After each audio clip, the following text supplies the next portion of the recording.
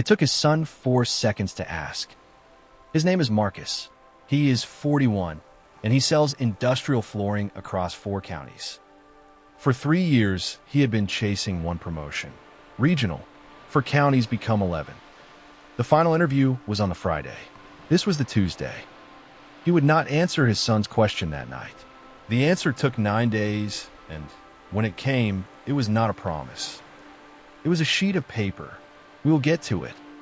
7:41 in the evening. He came in on a call. He set his keys down on the hall table and knocked a pen onto the carpet. A blue school pen with the cap bitten flat. Pausha. He left it where it fell.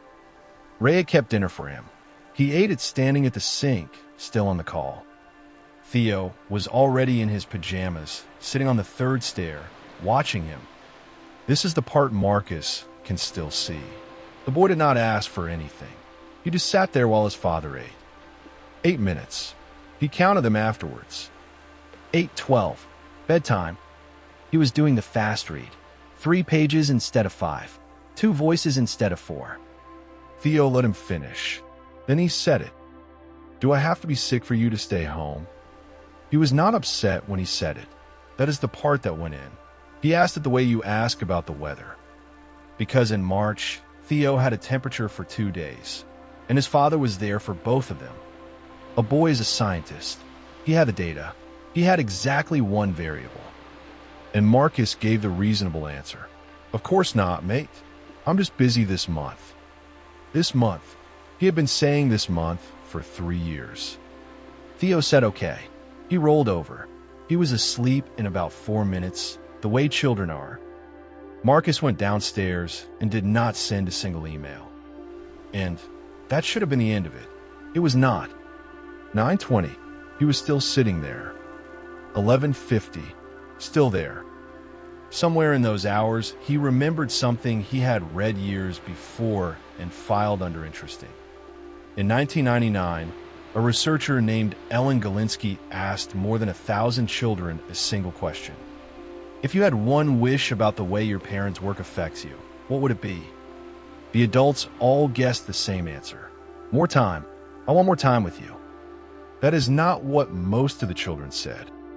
Most of them wished their parent would come home less tired, less stressed, less somewhere else. Marcus was not failing the hours test. He was home most nights by 8. He was failing the other one. He was in the house. He was not in the room. 2 in the morning. Awake, doing arithmetic in the dark. Not money.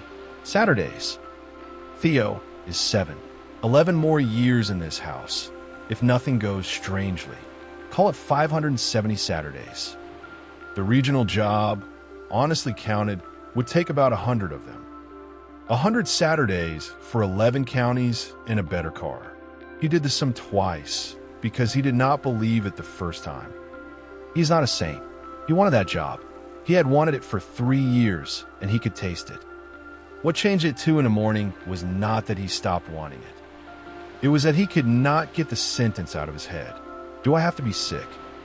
At 20 to 5, he got up. He did not wake Ray.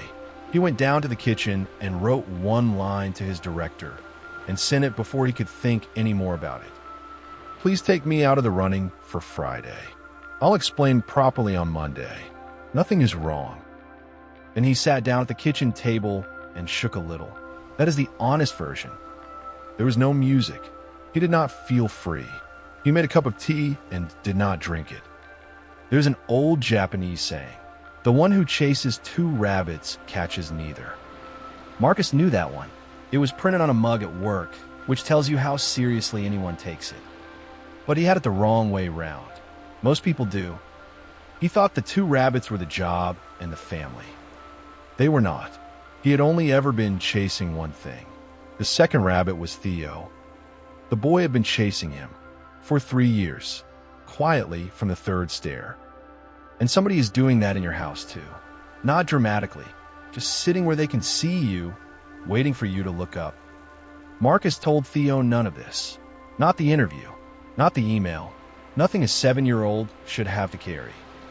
For 9 days, he did nothing at all. He'll tell you that is the part he is least proud of. because he did not know what to say. Sorry is a word children have heard before. And a promise is worse. A promise is something a child has to believe. Theo had believed a few of those, and Marcus knew exactly how they had gone. So on the 9th day, he did something small and faintly ridiculous. He printed a month, a blank one, for rows of empty squares, and he taped it to the fridge at the boy's eye level. Then he found the blue pen still lying on the hall carpet where it had been for 9 days, and he gave it to Theo. He said, "Thursdays are yours. 6 until 7. You write what we do."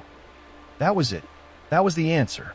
1 hour, on paper, where a 7-year-old could go and check it. Not more time, not a different father. An hour he did not have to take anybody's word for. The first Thursday, Theo wrote bike, in capitals across 2 squares because he ran out of room. The second said pancakes, at 6 in the evening. So Marcus made pancakes at 6 in the evening. One week it just said you. Nothing else. Just a word. They sat on the front room floor and did nothing for an hour. Theo talked about a game his father still does not understand. Here is the part nobody puts in these stories. Marcus did not get the job. Somebody else did. She is good at it, and he reports to her now. The money is the money. There are Sundays when he thinks about it, and it is not a warm feeling. He did not find a beautiful life on the other side of that email. He found Thursdays. That is a smaller thing than most people will promise you. It is also real, and it happened, and it is still happening. So here is the useful part, and it takes about 2 minutes tonight. Do not promise anybody more time. You will mean it, and then a Thursday will arrive with something urgent inside it. Instead, write 1 hour down where the other person can see it. On paper, not on your phone. The fridge, the wall by the kettle, the back of a door, somewhere they walk past without meaning to.